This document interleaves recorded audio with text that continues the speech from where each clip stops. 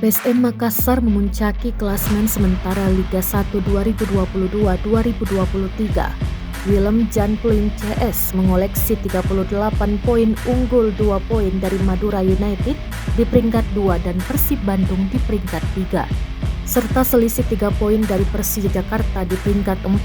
PSM Makassar memimpin klasemen sementara tentu banyak tidak menyangka. Pasalnya, tim berjuluk Laskar Pinisi tidak diisi oleh pemain tenar, hanya andalkan pemain dari Liga 2 dan Akademi PSM Makassar di musim ini. Ditambah hasil minor diraih musim sebelumnya, finish 2 peringkat dari zona merah, posisi 14 dengan 38 poin. Pelatih PSM Makassar Bernardo Tavares mengatakan timnya saat ini ibarat bermimpi, tidak ada menyangka akan memimpin klasemen hingga pekan ke-20 Liga 1. PSM Makassar memimpin klasemen dari 10 kemenangan, 8 kali imbang dan hanya sekali kalah.